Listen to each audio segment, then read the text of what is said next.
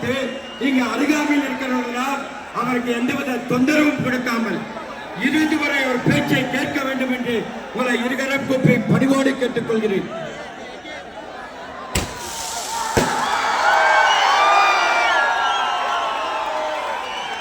பூன்மனச்சம்மல் புரட்சி தலைவர் எம்ஜிஆர், இதயம் புரட்சி தலைவி அம்மா தெய்வத்தை வணங்கி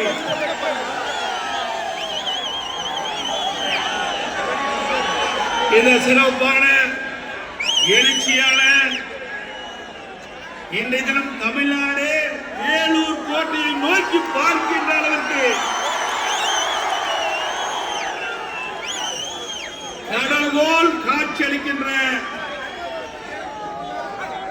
இளைஞர் இளம் பெண்கள் பாசனுடைய லட்சிய மாநாடு.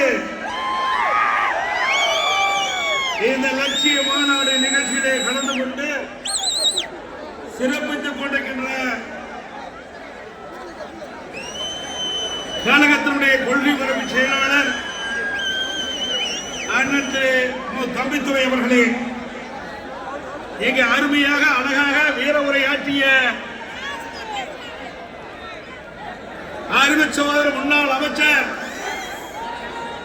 மாவட்ட கழக செயலர் அறிவுச்சோதர் கே.சி. வீரமணி அவர்களே,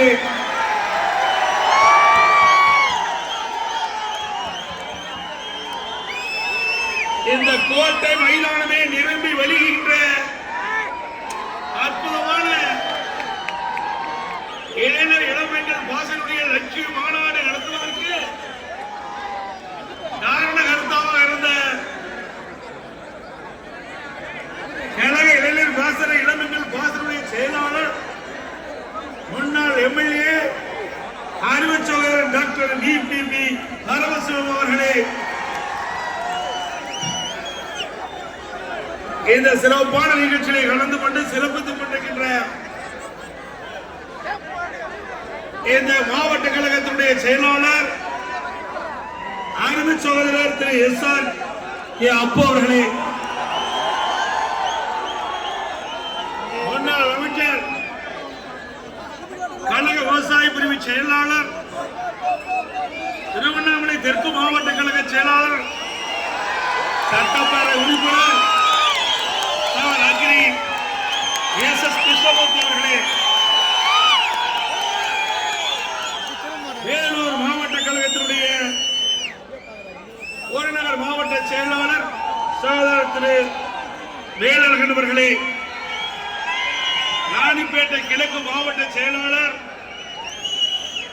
அரசு துணை கொறடா சட்டப்பேரவை உறுப்பினர் சகோதரர் திரு சு. ரவி அவர்களே, ராணிப்பேட்டை மேற்கு மாவட்ட கழக செயலாளர் சகோதரி எஸ்.எம். சுகுமார் அவர்களே, முன்னாள் அமைச்சர் காஞ்சிபுரம் மாவட்ட கழக செயலாளர் அறிவுச்சோதரர் திரு வி. சோமசுந்தரம் அவர்களே, முன்னாள் அமைச்சர் திருவண்ணாமலை கிழக்கு மாவட்ட கழக செயலாளர் சகோதரர் எஸ். ராமச்சந்திரன் அவர்களே, திருவண்ணாமலை வடக்கு மாவட்ட கழக செயலாளர் முன்னாள் எம்எல்ஏ சகோதரர் தூசி கே. மோகன் அவர்களே, முன்னாள் அமைச்சர் கழக அமைப்பு செயலாளர் சட்டப்பேரவை உறுப்பினர் திரு சேவூர் எஸ். ராமச்சந்திரன் அவர்களே, கழக அமைப்பு செயலாளர் சகோதரர் டி. ராம் அவர்களே, நிகழ்ச்சியிலே பங்கு பெற்றிருக்கின்ற முன்னாள் அமைச்சர் சகோதரர் பெஞ்சமின் அவர்களே, முன்னாள் அமைச்சர் சகோதரர் பி. வி. ரமணா